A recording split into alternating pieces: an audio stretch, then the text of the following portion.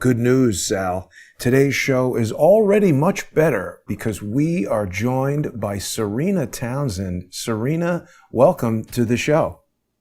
Thank you so much. Thanks for joining us. So for people who haven't seen you on the Sal Greco show, Serena, tell us a little bit about yourself, and then we're going to get into talking about the latest news with Eric Adams and just the mystery surrounding everything with his indictment. Yeah, thank you. So again, my name is Serena Townsend. I am the owner and founder of Townsend Law. It's a law firm here in New York City where I specialize in a lot of things, criminal defense, representing officers in disciplinary hearings, suing the city for terrible things that they have done to people, and everything of that nature. I started my career as a prosecutor in Brooklyn. I did that for 10 years. And I was a deputy bureau chief over there for a little bit. After that, I was at the Department of Correction. I was a deputy commissioner, and it was my job to oversee essentially all internal affairs as well as the disciplining of staff over there. So, people know me, I guess, in public as having basically been the first person fired by the Mayor Adams administration when they first came in. Apparently, I was doing my job too well, and the unions did not love me.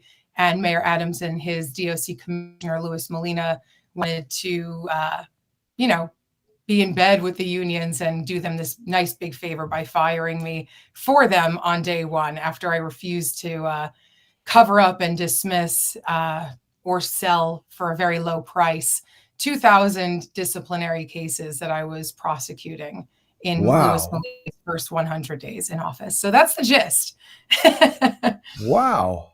Yeah. Holy cow. So wait a minute. That's unbelievable. I didn't know all those details. So you are kind of like a firsthand victim of the corruption within the Eric Adams administration. Oh, yes. I am the poster girl for it. Yes, I am. Wow. That's unbelievable. So see, this is great because Sal and the guys over there at the Finest Unfiltered podcast have become kind of like, I don't know, like a central location for everybody who's been screwed by the Eric Adams administration. And it seems like it's growing every week. Sal's the hub. Sal, tell us about that. Tell us about that. What's the latest this week, Sal?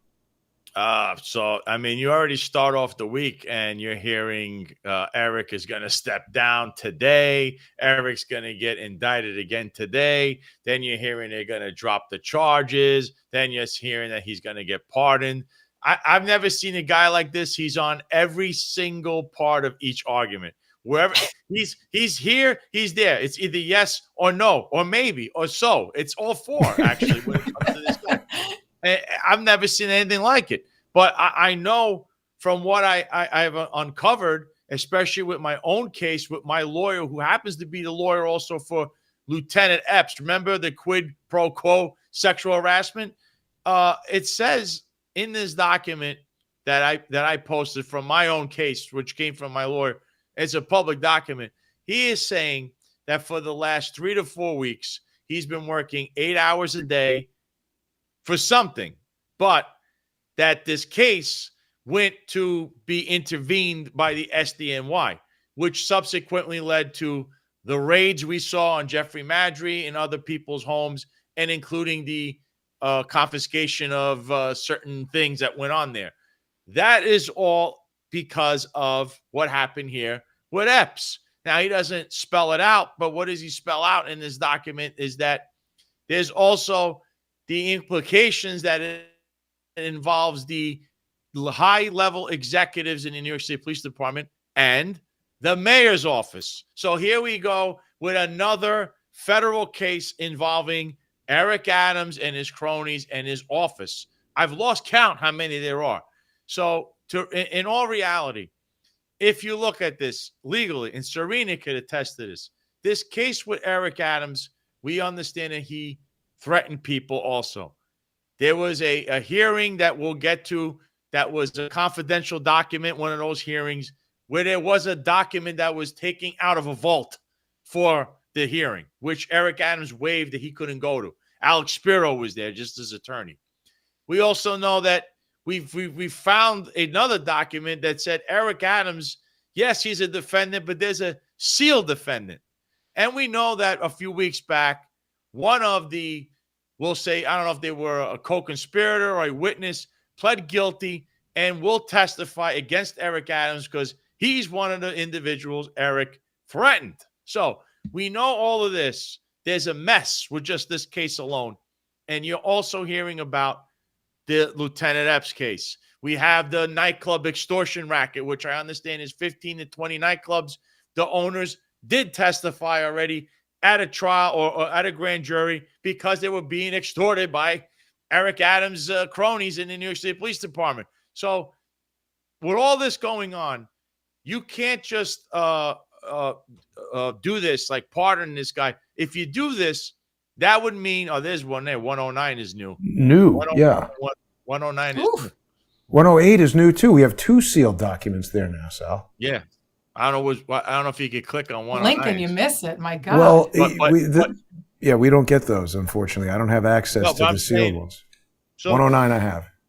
So what's going on here is all of this that's going on. How really, if you are the DOJ, and Serena can tell you this too, when the new president comes in, they do talk to Southern District, Eastern District, the New Jersey, all these, they will, because they have to set their agenda or find out about cases, what's going on. So that discussion 100% would happen. Now, whether they said drop the case or whatever, that would be a legal quagmire.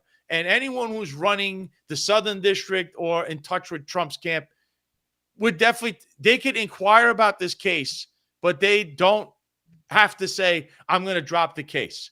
Would he have to fire them? Maybe, but I'm telling you, it just becomes a Megillah. So what you would do here is he's probably been advised, or they already are discussing the full ramifications of not just this case, but numerous cases. If you pluck Eric Adams out of this case and say, we're going to drop this or pardon him on this, what about everyone else around him that already has either A, testified, or B, pled guilty in grand jury? You would have a precedent that's going to say, well, this is what ends up happening. All those cases you could forget. So there's all kinds of criminality, all kinds of stuff going on. And then what the people will say, which is what matters, the juries will be nullified, right? They're all going to say not guilty. They're not going to be one of partisan and say the main player in this is not involved and we have 50 other people getting charged. And no. And then the public opinion will change quick. They will say that President Trump is the president of corruption. Therefore, he starts on the wrong foot. That taints him. Who knows what happens during the midterms if the Democrats seize it. And that'll be his legacy. They would have flipped everything and said the corruption of Eric Adams now becomes Donald Trump, which he had nothing to do with other than whether he's doing him a favor or there's some kind of real estate guy in the middle like this Witkoff or Boris Epstein, another corrupt guy.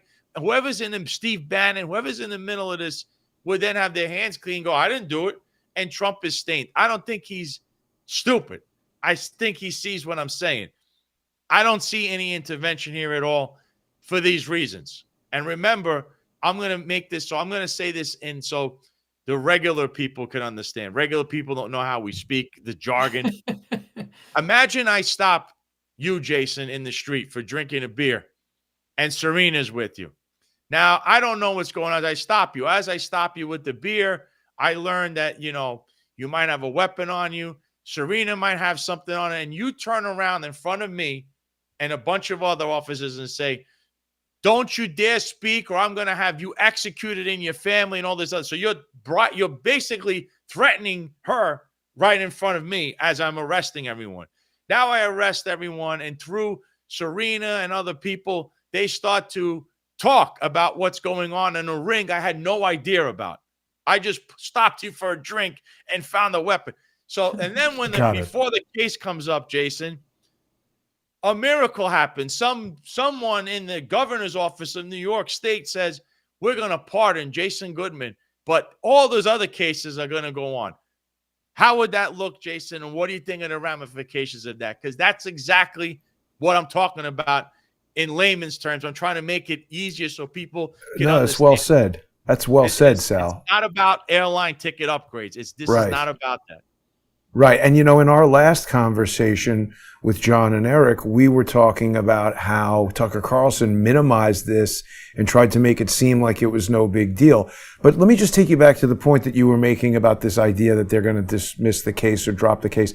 Isn't this just inference from the New York Times? I mean, I think the part that you mentioned that makes the most sense is that we've got these senior officials under President Trump. There's a lot of new people coming in at the Department of Justice, and they've talked with prosecutors in Manhattan about the possibility. That might mean they said, hey, Trump asked us to call you and say, can we drop this? But the U.S. attorneys in the Southern District might have said, well, we can't do it for exactly the reasons that Sal just described. Even if this plane ticket thing is no big deal, we've found out that he's involved in these real estate scandals, and now his lawyer is joining this Turkish ride-sharing app, which all the financial numbers show that company is a disaster. So it makes no sense that any kind of sensible person would suddenly join the board, right? I mean, isn't that a really strong possibility that the New York Times just made that up? I want to say no. Before Serena goes, I'm going to say this: the New York Times is usually sometimes late to the party, and sometimes says something that might have happened a few weeks back. As far as this goes, yes, there are discussions because it always occurs. It happened when Joe Biden took over. It happened when President Trump took over before that. It's always happened. But the possibility of this, they could have inquired, and they already know what's really going on here and the full landscape of this case, and they're going to be advised, I wouldn't touch this with a 10-foot pole. So, Serena, you take it away. I'm going to go out on a limb and agree. I'm a little bit confused about what the source of that story is to the New York Times that allowed them to kind of say more than other people are saying, more than just they met about this, they had a discussion about this.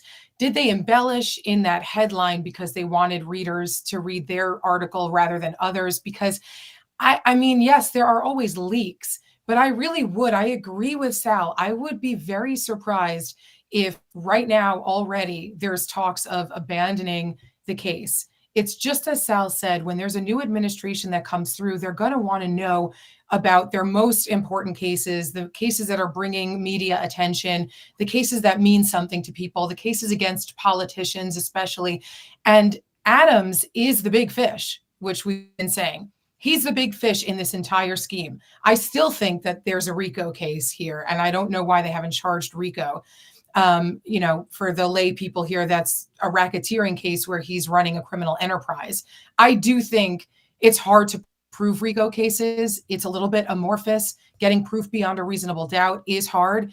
But I really do think with the amount of evidence collected so far that you could go forward with a case like that. And then you add to it, of course, Sal mentioned the threatening of potential witnesses, the tampering of witnesses, tampering with evidence, deleting things off of phones. That, by the way, also plays a part in the criminal enterprise portion of a RICO case. And so, I mean, it does strike me as very unlikely, I'd say, at least at this stage, for them to say, we're going to get rid of the big fish. Because why? I mean, why does Trump, if Trump doesn't owe this guy anything, I hope that Trump is kind of hearing the voices of New Yorkers. I hope that he recognizes that Eric Adams is not, the Eric Adams that he promised he would be when he was running for mayor. He's not, the do-good cop who's now going to clean up the city, because I think Trump values people like that. I hope that President Trump notices that the people from NYPD, the people in New York City, both law enforcement officers and lay people alike, hate this guy, think he's a criminal, want him convicted. And I hope that, Trump looks at that and realizes, I'm not going to get rid of this big fish and then be stuck, like Sal said, with all these other people that contributed to this crime that now, if there is no crime, how can we get those people too? It doesn't make sense. And I do think it might just have been that they were discussing the case and not necessarily abandoning it. Yeah, I mean, it's a good point. The New York Times obviously wants to sell newspapers, so, they're going to milk this story any way that they can. It really seems, Serena, like Eric Adams has got a confidence that can't be shaken. He had maybe a case of the Sicilian flu. Sorry, Sal, some other kind of flu. He had some kind of illness that was preventing him from showing up for a few days. But yesterday he came out of hibernation and he had it was almost like a rally. He's almost channeling Trump. He was really on stage. He's like his own Flava Flav hype man, where he's saying, who started this stupid rumor? When people tell him to step down, that's when he stands up. I mean, he is showing no signs of worry whatsoever. What do you make of that? You know, when people who have a conscience and who haven't committed crimes are in a position like this, they usually are a little bit less flagrant about their ego, and they are usually more soft-spoken. But in my experience with Eric Adams, the more you say he's done the things that he's actually done, the more he stands up and says he didn't do it. He was acting like this before the indictments came down. If you remember, he was very much saying publicly that he was denying anything was going on. Remember when he turned around, he was going to meet with the president to talk about the migrant situation. And then he turned back around and he claimed that it was just a totally innocent rerouting, when really what came out later was that what's her name, Suggs was being the warrant was being executed at her home in connection with this very case that ended up being an indictment against her and him. So you cannot believe what this man says. The arrogance doesn't match the innocence. You're absolutely right. And I mean, Sal, what do you say? There's so much evidence here and more coming out daily. You just spoke about a minute ago about another grand jury where multiple business owners have testified that they've been shaken down. Is that public or is that inside knowledge that you have? That's inside knowledge at this. Well, we already know one of them did come forward. That was the guy with the club. Well, it was a juice bar in Brooklyn, and he said I was going to the grand jury. He said it the next day. So, but there's at least 15 or 19 others like him that were. That is another big case, and it involves a guy that worked for the Office of Nightlife for the mayor.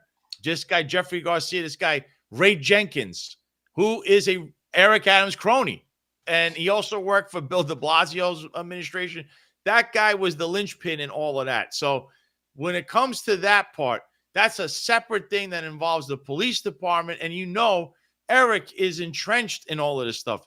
That is the problem with him. There's so much stuff. You don't know where to begin. And I'll tell you, if the whole thing is, you're right, let's slip him out of this whole case of where he's at. And we'll say, okay, he's pardoned. The last guy that ended up like this is Steve Bannon. And what happened there?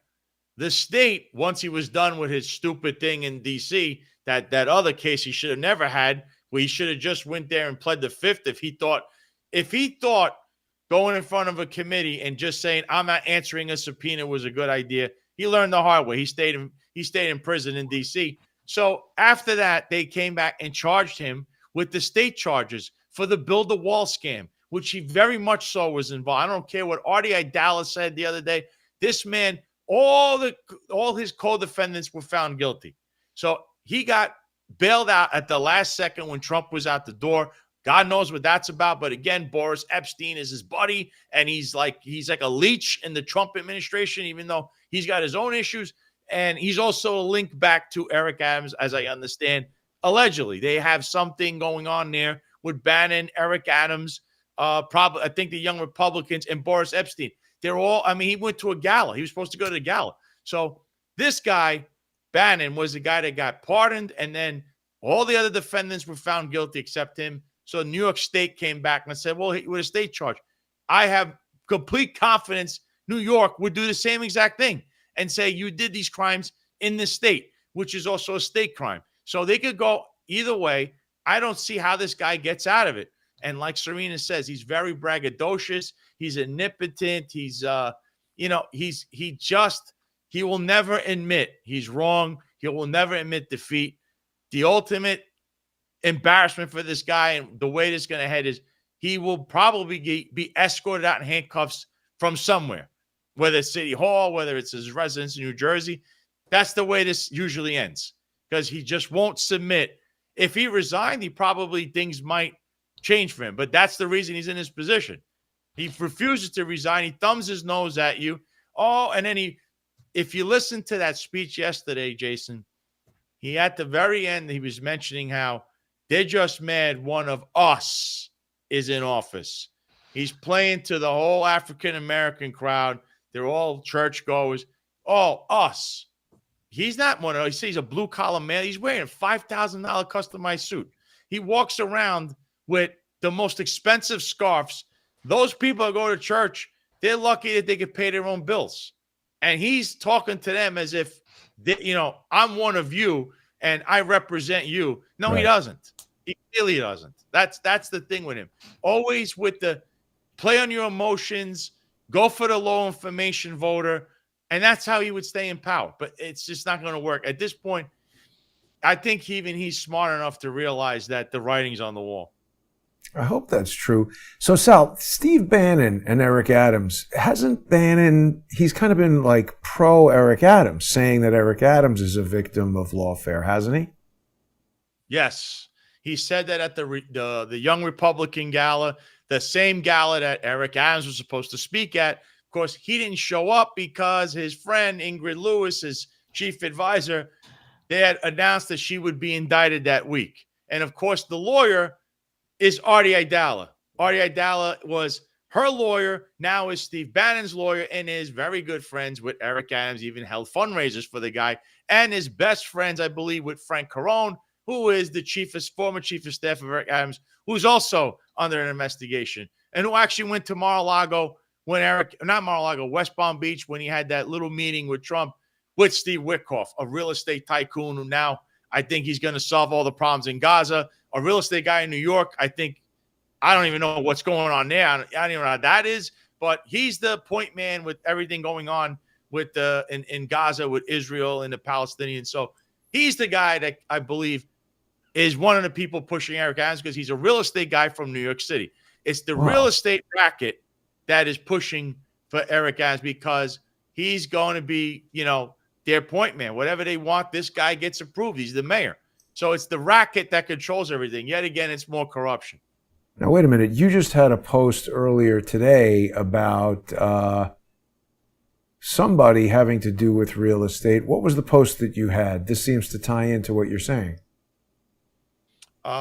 Which real estate guy? That they're developing the city's medical something or other, and the guy's getting invested. Or maybe it was, you know what? That might have been John McCarry who was posting about that. But it seems to tie in to what you're talking about. One of your fellow ex-police officers who's part of the Finest Unfiltered podcast. Let's see what John was posting, because I just saw that. It's always going to always be the real estate racket that jumps in and tries to intervene in things like this, because they need the mayor in their back pocket. Because if not, how are they going to get their real estate deals and whatever it is they're trying to do? This goes back to even Bloomberg. I think Bloomberg did the same exact thing. Only this guy's in trouble. So what are they going to do? I love how everyone who's in jail now thinks they could get pardoned. Oh, I'm going to ask Trump. Like, you guys committed like real felonies here. What do you think? Pardon everybody. There's no more. Forget victims. Forget about everything. But hey, don't you dare spit on a sidewalk yourself, because you might be going to jail. So yeah, I don't know. The world's gone mad. The rules don't apply to Eric Adams and his cronies. That's right. Maybe Serena can help us understand this, because I was looking at Pacer, and we've got this latest USA versus Eric Adams. This was just entered, they've got USA versus Adams. Then they've got USA versus Adams with a sealed defendant. And it says sealed defendant 1, which makes me wonder, is there a sealed defendant 2, 3? What do you make of that from a legal standpoint? It's really hard to tell what exactly is going on here. I don't know. It's sealed. It could mean that there are multiple defendants. It could mean that it's one defendant and Eric Adams. I don't know what that defendant did to get their case sealed. Did that defendant cooperate? Did that person's case get dismissed? Is there something going on there? I don't know, but we're bound to find out at some point. It's these things are very cryptic. They had the sealed document on Pacer also. It appears, like Sal mentioned earlier, there was that CIPA hearing, the Classified Information Protection Act. So I guess Eric Adams waived his appearance, as you mentioned. He didn't go, but you could speculate up and down about what that might have been about. I mean, it's apparently, and I spoke with my husband, Paul Townsend, who's also a criminal defense attorney who does a lot of federal cases, because we were talking about this last night. And I was like, I haven't even heard much about this type of thing before. He said it's very rarely used. The prosecutors are basically saying that there's confidential intelligence information, classified information that they don't want to turn over to the defense. Now, as everybody here knows, normally anything that's in possession by the prosecution that's evidentiary or certainly exculpatory has to be turned over to the defense. Here they're saying, well, Judge, we'd normally turn it over, but this information is classified. We simply can't. And so what happens is they have a hearing and a judge looks at the information in camera, meaning by him or herself, without the other side seeing it, without it being public, and they make a certain decision about each of the items that are classified. Can those items be turned over? Will some of the information be turned over? Maybe they'll redact the really classified information and still turn over some of the information.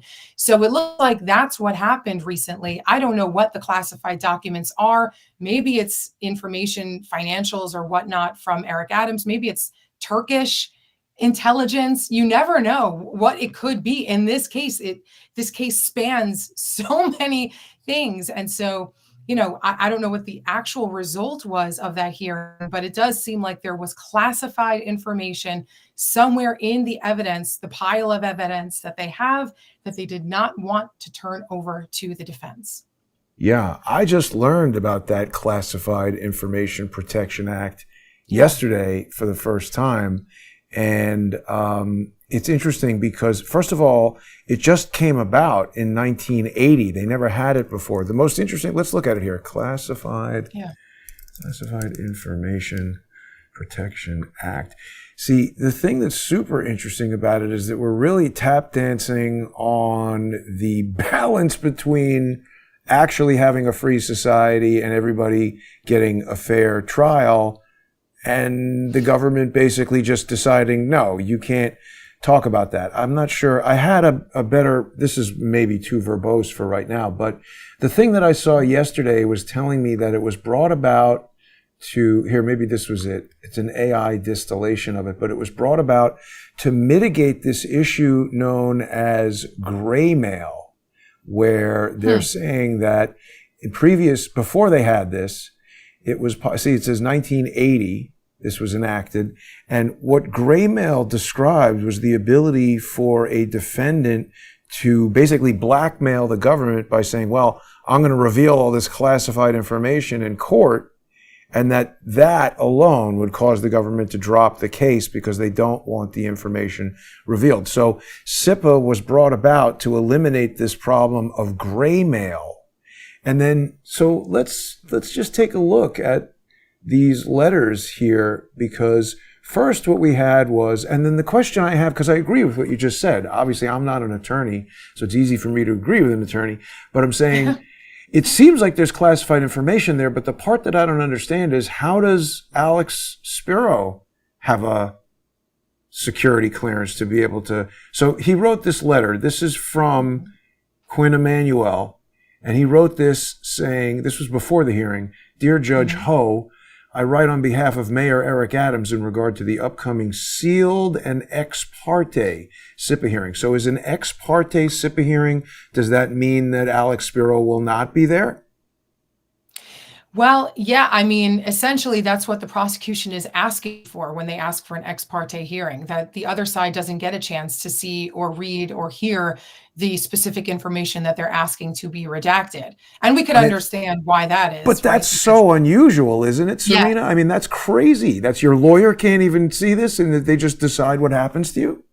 Right. It is unusual. And there are sometimes when the prosecution will ask for different things to happen ex parte, whether that's a meeting in chambers or whether that is a request, for example, for a subpoena. That, I mean, Sal could probably talk to you about that too, where sometimes a DA or even detectives want to subpoena certain materials from a defendant or a suspect, and they don't want to tip that suspect off. So they'll do like an ex parte or an in-camera type of thing where the other side doesn't even get to know that they're being investigated about certain things. Maybe that's happening here. Mm-hmm. Right. Wow. It could very well be, or it could simply just be, you know, here's a stack of papers that we believe are classified and cannot fall into the wrong hands. And we need you, judge, to make this determination without the other side knowing anything about it. So he goes on to say, well, it's an ex parte CIPA hearing with defense counsel. So that's Alex Spiro talking about himself. Mm-hmm. So, right. So without Adams himself, just the attorney. Sometimes that happens too, by the way. Sometimes a prosecutor will say, all right, we're okay with the lawyer for, you know, they'll say for lawyers' eyes only. Right. And the expectation really is that as a member of the bar, you won't violate that and you won't tell your client. That does happen too. It happens to me. I've been on both sides and I've, you know, asked for that and received that. But so how is it an ex parte hearing if the defense is there? It's just a regular hearing, isn't it? I don't understand this letter at all. Because, I mean, I think we're kind of getting very into the weeds here, but essentially it's just that the party himself, Eric Adams himself, is not there. And that's why I guess they're calling. But then why ask for this letter at all? This letter is asking if it's okay that Eric Adams doesn't show up to the hearing that he's not supposed to show up. Like nothing about this makes any sense. That is weird. That's true. I haven't seen the letter and I'm seeing it now. Yeah. Let's see. Given the nature of the hearing, Mayor Adams knowingly and voluntarily waives his appearance. I mean, I guess maybe he's just saying that he's not going to put up a fight to the fact that it is ex parte. Maybe he's saying, you know, they've asked for this hearing to happen without Adams present, and we are not going to oppose it. And so the judge says, okay, endorses it and says, no problem. Then we get it added that there's sealed defendants. Then now, after the hearing, we have this letter from the U.S. attorneys in the Southern District. Let me read this to you because I just saw this right before we came on air. So this says, Dear Judge Ho, the government respectfully submits this letter to notify the court and defense counsel that today the government has made available to the Classified Information Security Officer a supplemental classified ex parte submission to the court pursuant to Section 4 of the Classified Information Procedures Act and Federal Criminal Procedure 16D. So they've given them something that we still don't know what it is. Right. To a security officer, mind you, not to. That's it with could the court, just right? be that. Yeah, it could just be that they are providing whatever materials that were relevant to that hearing to this person, but still that is under wraps. That's not something that's going to be made public. Well, let's look at Section 4 of the Classified Information Procedures Act and just get some idea of even what it's talking about.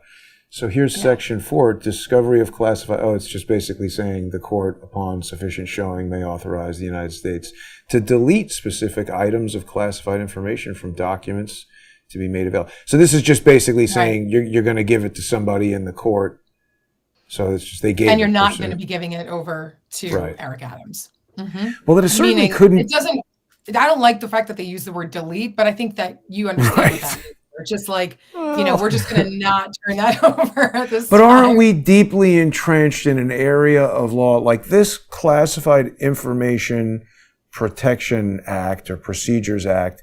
It's designed to allow the government to say, hey, you can't look at that. Forget about due process. Forget about the 4th or the 15th Amendment. We've decided this is too important for you to be allowed to see. Isn't this a way? See, this is going to give rise to lots of speculation that somebody in the government is doing something wrong to Eric Adams. That is very true. There is that risk. By the way, sometimes when these things happen, and again, this is pure speculation. I don't know if this is what's happening in this particular case, But sometimes what happens is that it is unknown to the defense up until a certain point, meaning that at a certain point in time, presuming that the prosecution is relying on or going to use this evidence against Eric Adams, at some point he will know it.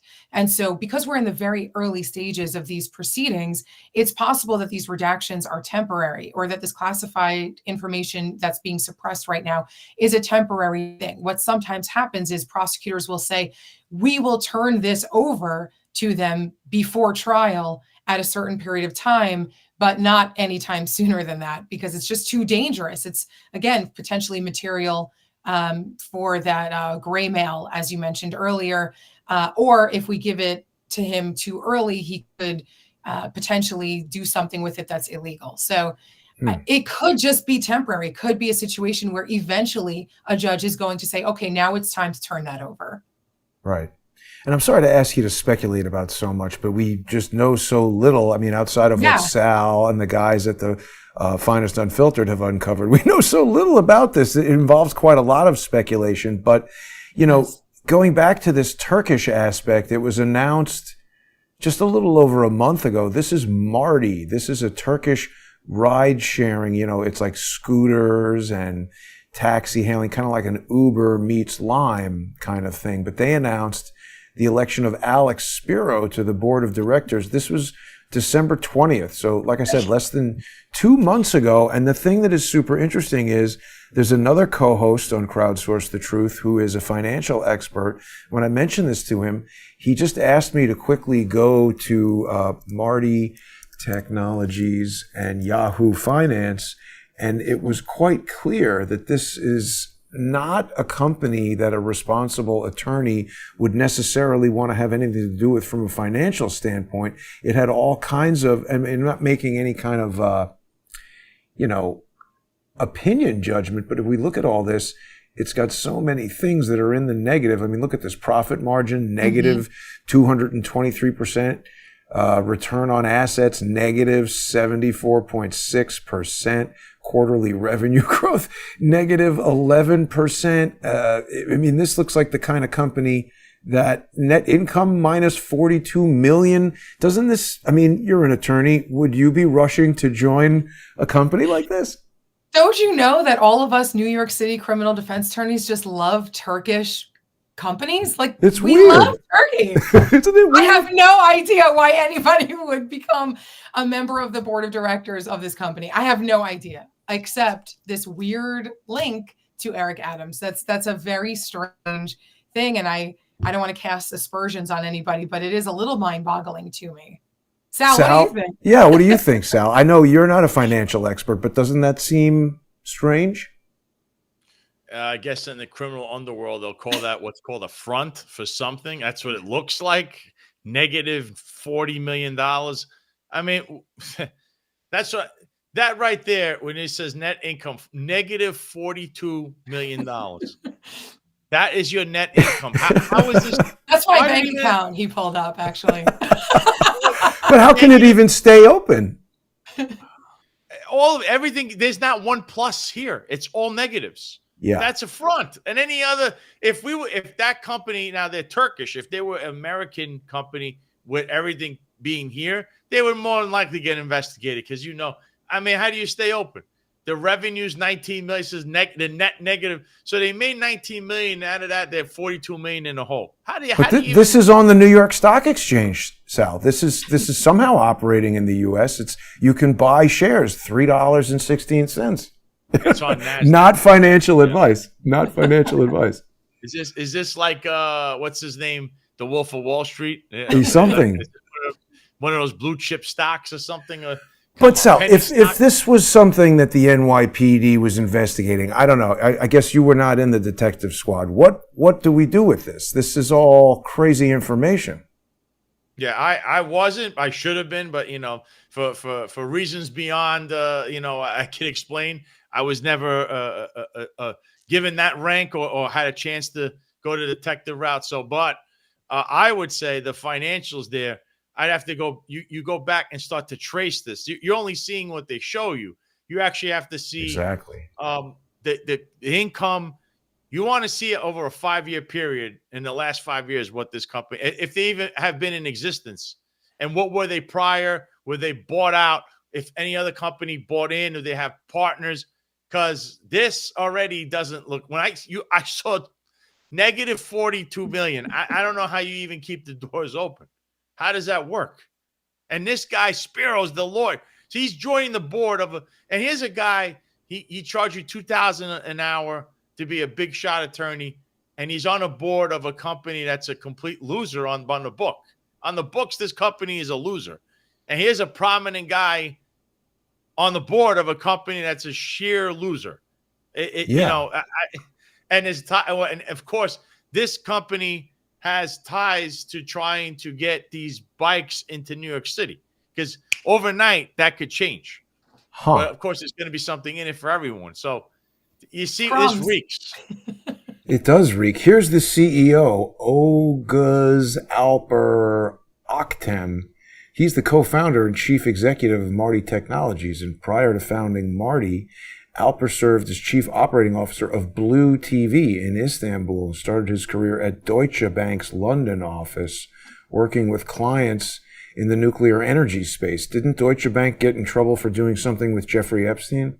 This guy received a Master of Science in Political Economy from the London School of Economics. That's where the Fabian Socialists are, and political science, where he chaired the London Turkish Society. Prior to completing his master's, he gained a Bachelor of Arts in Economics at the University of Chicago, which is a Barack Obama, Michelle Obama haunt, where I think the Weather Underground was very involved. This is an extremely suspicious company to me.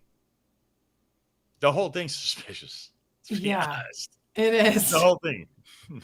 Although those are pretty good schools. I don't know. I got another question for Serena. Serena, I know you and I have just met earlier today. I have a legal action, Goodman versus the City of New York. And in it, Elon Musk and Twitter and various NYPD officers are named as defendants. When I first brought the case, I was contacting Alex Spiro's law firm there, Quinn Emanuel.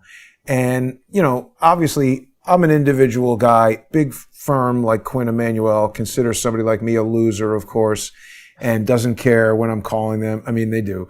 But the point is, I eventually got on the phone with one of their associates, transmitted the lawsuit to him. What I was doing is I was seeking a waiver of service, pretty standard in the legal profession when someone is represented and is a known legitimate business entity, to seek a waiver of service rather than chase the guy around with a process server.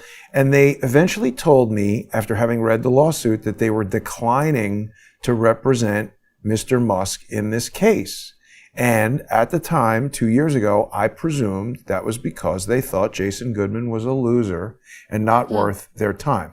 But then, when we heard that Alex Spiro was representing Eric Adams, I began to think about it from the standpoint of, was it a conflict of interest? And did Alex Spiro know things about what was going on in New York City relative to Turkey and the incident that occurred that gave rise to my lawsuit, such that he couldn't represent Elon Musk? And the second part of the question is, isn't it bizarre? Sal pointed out the extremely expensive wardrobe of Eric Adams, but isn't it bizarre that a municipal employee would be able to even afford to hire Quinn Emanuel and have Alex Spiro be the attorney representing him? What's your feeling about that?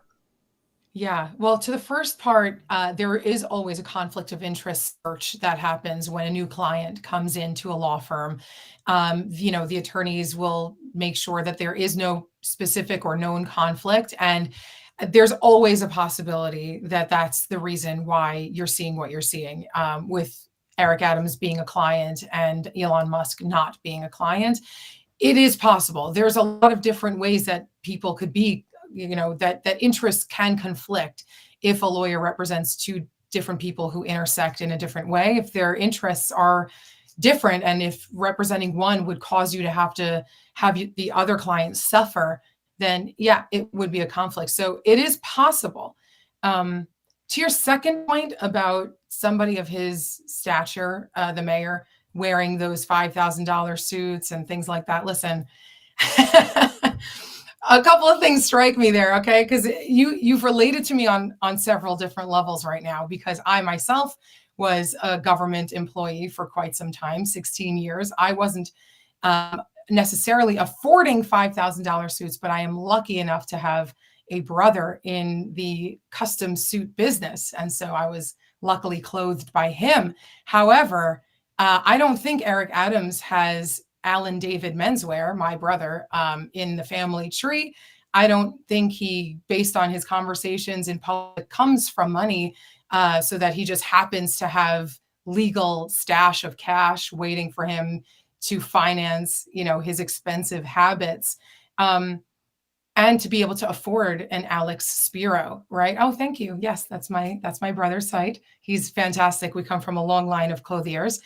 Anyway, I am surprised. I actually, in all seriousness, am very surprised that he could afford the lifestyle that he has. The high-priced attorneys. Alex Spiro is very well known. He defended Alec Baldwin. He's a big hitter, a heavy hitter. He's definitely costs a lot of money. Those suits and shoes and ties and everything that he wears are high quality. They are expensive items. And so it is a little unnerving knowing that his salary is supposedly posted, right? We have like the open source see-through New York website that allows us to see what every government agent is making as a salary. Last I checked, Sal, you correct me if I'm wrong, I don't think Mayor works OT. I don't think he makes OT overtime. So I don't know where that money's coming from. I really don't, but it makes me quite suspicious. Another thing I was thinking, by the way, is I don't know if he's going to be able to continue to afford Alex Spiro. All of these filings that he's making and all of the public appearances that Alex Spiro is making, you have to understand, most of the time, these are hourly rates. As you mentioned, $2,000 an hour is a possibility here. Those motions, they take a long time to write. Those appearances take several hours. And so I don't know if he's going to eventually run out of money, or if Alex Spiro is going to eventually end up having to do this pro bono simply for the good press. I don't know. What about stupid letters that make no sense? How much do those cost? I write those for free. Yeah. Spiro does not. Sal, what do you make of this? You've been tracking all kinds of anomalous Eric Adams payments and investments for a long, long time. He owns a building in Brooklyn back from when he was just a cop. How many buildings do you own? Yeah, 0. And the cops I know that did own a building, it's either it was something that was inherited when they were, in their own family, but for them to buy a building as a police officer, unless they come from, they had a background finance, they already had money, you're not going to be able to afford a building and a mortgage in your own home. It's just your salary is what it is. You can only reach a certain level unless you're in the Jeffrey Maddrey camp or something like that. Because we're seeing how people make $300,000, $400,000 and don't even show up to work at times. So that is separate. But he makes a good amount as a mayor. He's also been a public servant almost his entire career. I think he was a cop, a state senator, Brooklyn Borough president, and now mayor. So I don't know where he comes up with all this money. I know he owns a property, but you can only look and say, well, he took a $10 million in the straw donation. So right.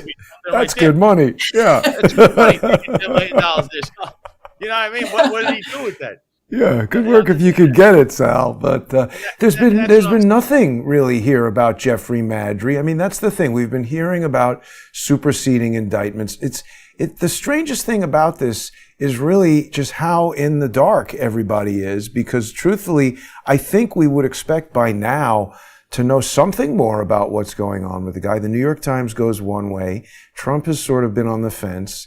I don't know. Sal, what did you think about Eric Adams? There was that brief interview in the airport when he came back from meeting with Trump. He was all smiles, and then he was photographed with your friend, Roger Stone. The same thing that got you kicked out. Here's Eric Adams kind of smiling like a doofus, wearing a $5,000 tuxedo. Look at that. And he's also dressed wrong, because the inaugural ball, he's supposed to have a bow tie. And the correct bow tie is the one Roger's wearing. He comes dressed completely like you're not supposed to be dressed. Like everything else he does, he just wants to come in and he thinks he's going to take over the room. He's not that of an impressive human being. But this incident that happened here, what happened here is they run into each other, and look, Roger was the bigger man in the room and said, "Look, you seek a pardon and you want clemency, and I seek clemency for my friend Sal Greco, the guy you fired for being my friend." And they had a nice, I guess it's a friendly exchange, but there's no phone calls from corporation counsel to my lawyer. You got to understand the backstory. This man, my lawyer and him are like oil and water. Eric Sanders and Eric Adams were on two sides of the fence on opposite ends. Eric Sanders was trying to do the right thing, and this guy came around and wanted his spot as he was the president of the NYPD Guardians. He was in the Transit Guardians, where he allegedly sexually assaulted one of his coworkers that worked in the NYPD at that time. So this is Eric Adams wanted that spot, would show up to Eric Sanders' speeches and events that he held for the Guardians, and was, being a clown in the audience and making a ruckus. It got to the point where Eric Sanders just walked out and said, "I'm just going to go and be a lawyer." And that's what he is. But it's oil and water, because Eric never got that spot. He was never able to outfox him in anything. And eventually he became the leader of the 100 Blacks in law enforcement. And we all know, everything that Eric has done has always been in a shroud of mystery, and who he associates with and what he's really doing. Eric Sanders never had that. So it's all coming to a head right now, because what's going to happen in my own case is Eric Adams will be deposed in this case. And it's not going to be able to say I'm the mayor, because he's directly implicated because of that whole criminal association nonsense. Eric's own statements and behavior, and the fact that he's standing there when all of these guys are hanging out with Jimmy Rodriguez, the self-admitted criminal mob associate from Con Sofrito and Jimmy's Bronx Cafe. You got to explain how it's okay for the police department to hang around this guy. And also, there's all sorts of alleged crimes that occurred, including this human trafficking report that the police department had that we don't know what they did, but it's there. And you're saying this is okay, but Roger's not okay. In fact, now Roger must be okay because you yourself were standing next to him. So this is the mess that he's created and, walk into. And he's got the Epstein coming from behind. It's a big issue because it implicates his office and his NYPD executives who he's hanging out with all the time, everywhere. So again, he's the one mayor who in the past you would say the mayor, to sue a mayor or to get him deposed, it would be like next to impossible. I think Bloomberg did a few of them because it was like business deals or whatever the city was doing. But if police department matters, you would never see this. This guy, on the other hand, puts himself right in the middle of anything involving a police department because he is truly the police commissioner. Him and the guy that really delegates everything for him, Kaz Dawdry, who's the deputy commissioner of operations, but by all accounts is the true police commissioner. That's how everything is being run. And then you see him act it out when he says, "Oh, we are in charge." He's trying to get the low information people to come back around and vote for him again.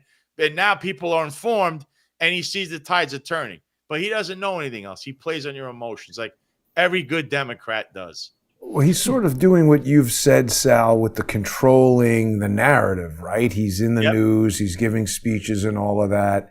Here, he was in a crowd with Jessica Tisch unveiling new quality of life initiatives.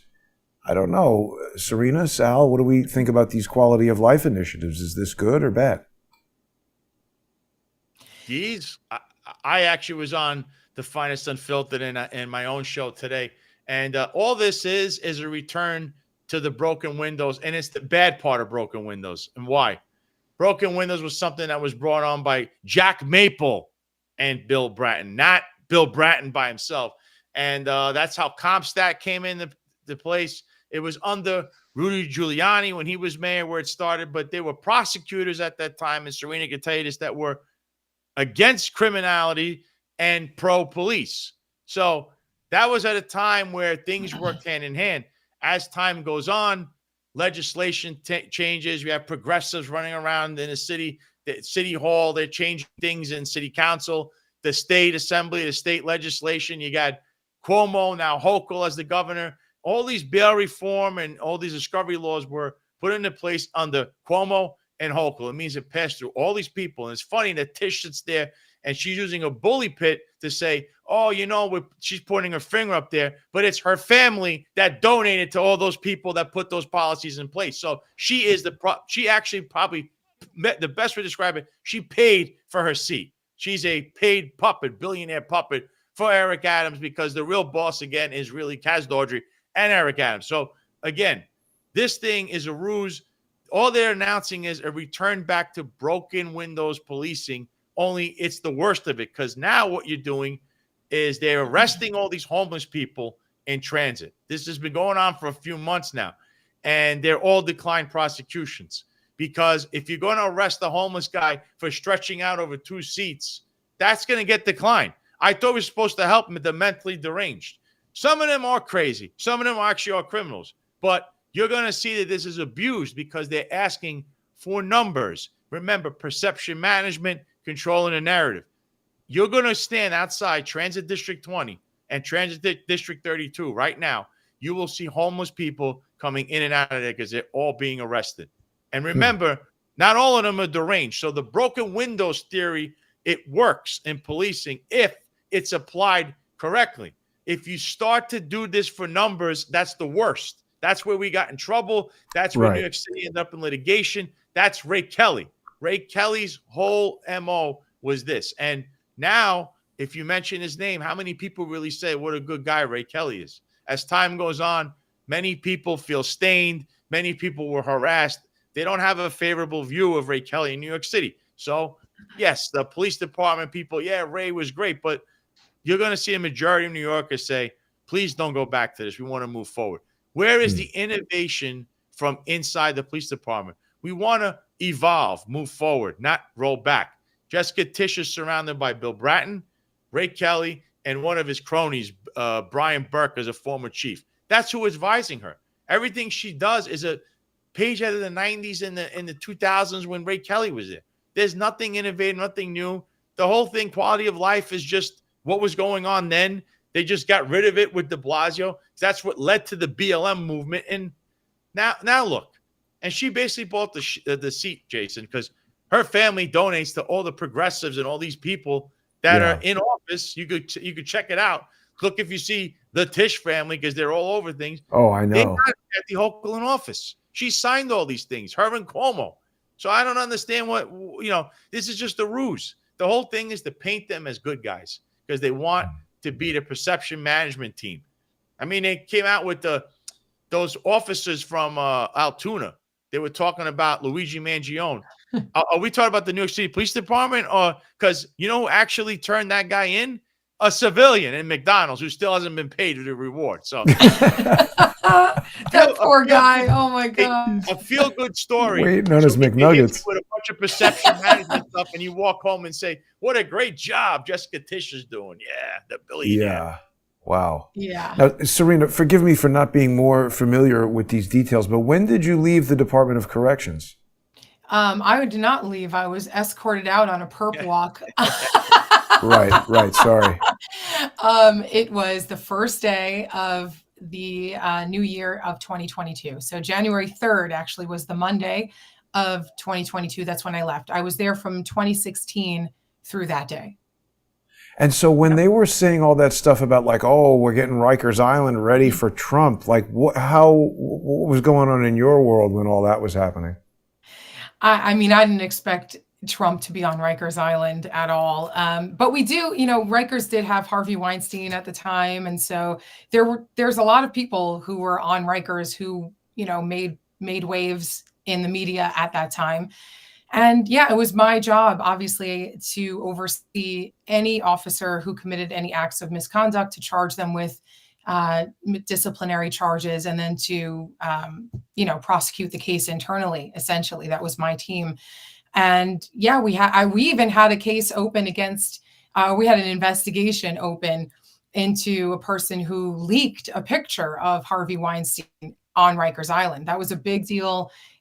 We took very seriously, I mean, it's funny, but we took very seriously the leaks that were coming out from inside of the jails of, different things, because, you have to protect the safety and security of the jail and of the staff and of the detainees, no matter who they are. And so that was kind of one of the interesting cases that we were investigating. We actually, I can't say anything about it, but we did find out who leaked that picture. Well, and then, of course, the jail where they had Jeffrey Epstein, that's a federal one. Correct. So you weren't involved in that at all, huh? Yeah, no, I would have loved to have been involved in that because, obviously the going statement was that the officers fell asleep at the time, and that would have been something that I would have investigated. Any death in custody was something that my team investigated, and I led those investigations. How frequently do the security cameras fail in these jails? You know what? That was another thing that struck me, because they don't really fail that often. And usually when they do, there's multiple angles. So like even if one fails, they don't all fail. And if they all fail and it just happens to be all of the angles that were overseeing that one jail cell. It's weird, a little weird. That does not track with no explanation. No. And I think most people have had a lot of video cameras in their lives at this point. And I mean, sure, they're not impervious to failure, but when you just leave it there and don't like throw it on the floor, how is it going to fail? It doesn't make a lot of sense. No, it's true. The video cameras that were problematic in my investigations, usually they were problematic simply because the detainees would wet toilet paper and put them on the camera to block the camera. But without interference, they're pretty robust at this point technologically. So, okay, the last thing, because I'm sensitive to the time, I know you guys are both very busy. I was telling Sal about this incident that occurred outside of Twitter that I even video recorded, where this woman was among the individuals who assaulted me. And I guess these red stripes, Sal, on the badge informed you that this is a corrections badge? Or what can you tell us about this, Sal, that made you presume this was a corrections officer? Because corrections has it's a red. They have Serena could tell you the ID is in red and it says corrections on it. Ours was blue, and you'll see our picture on it on the right. It'll have the NYPD logo, and underneath under the lights, you kind of see the logo, NYPD logo, imprinted onto it in layers. But it's light blue. That is not a police ID. I could guarantee you that. But corrections had a white one, and it says New York City Corrections Department on there, or what their logo, and it'll be in white with their name and their picture. This is really quick. It might be upside down, but the closest badge I could think of, or ID card, would be corrections ID. And it's these red stripes in this smeared image that caused you to think that, would you say? Yeah. I would, if I was to guess, I would say if this person is anything, it would be the corrections ID, because corrections is with the red stripe. The thing is, you only have, it's moving. If I could see it still, it would say that. I don't know what it says in the middle or if it's attached to something, but the white and red ID card it's always been corrections. It's not. It's police, not police department. What do you think of that video footage, Serena? I was just checking to see if I had a picture of my ID from back in the day, but I don't need a picture to remember it. I just was going to show it to you. He's right. Our IDs do have that reddish orangey stripe on it. But it's also true that it's very quick and it's very blurred. So I can't say for sure what it is, but if I had to choose between PD and DOC, it would be DOC. And do you recognize this woman at all? I know. I'm trying to. Did I ever discipline this woman? I actually don't recognize her. I don't, but I could maybe find out. Hey, that would be really something. I think this has been a really informative panel. Sal, you keep introducing me to the most impressive guests. We've covered a lot. We're into our hour here. Anything else either of you guys want to discuss before we wrap up today? I feel like anything we'd have to discuss would require a part 2, because we both have so much to say to you. Absolutely. Absolutely. Well, we'll do that again for sure. I want to make sure people know they can follow Serena on X at Townsend Serena, and she's spelling her name Sarena. So follow Serena. And of course, people know they can find Sal at the Sal Greco. Sal, anything else before we go? Yeah, so hit up on YouTube, go to the Finest Unfiltered channel. You go to the video section, you'll see my episodes, my latest episode from today. I have my show. I usually have it on Monday, Wednesdays, and Fridays at 12:05 p.m. You could also see it on Rumble on the Sal Greco Show channel. There is a Sal Greco Show channel on YouTube, but now I put the shorts on there so you can kind of, long form episodes, Finest Unfiltered. Short forms where you get the clips, the Sal Greco Show on YouTube. You can also, again, follow me on X, the Sal Greco, same on Instagram, Truth Social, at Head of the Table, and of course, go to my website if you want, salgreco.com, where you could also watch these episodes. And if you feel inclined, you want to send a couple of bucks my way, since it's a one-man show and I need a producer and a director and all this other stuff, because it's very hard to do this by yourself. Jason could attest to this. It'll be greatly appreciated. And I second that. I definitely recommend that people contact Sal, go onto his webpage, hit that support tab, and help keep this information flowing. If people need attorneys, Serena, I guess they should contact you, right? Yep. Absolutely. Yes. You can contact me in any social media realm, but my website is www.townsendlawnyc.com. Awesome. And of course, people can support Crowdsource the Truth by going to odyssey.com/@crowdsourcethetruth, crowdsourcethetruth.substack.com, or subscribestar.com, or patreon.com/crowdsourcethetruth. I want to thank Serena and Sal for joining me today. Really super interesting episode. We're going to stay tuned and see what the hell is going on with Eric Adams. Maybe we'll know more next week. Thanks to both of you guys, and thanks everybody for watching. Have a great weekend.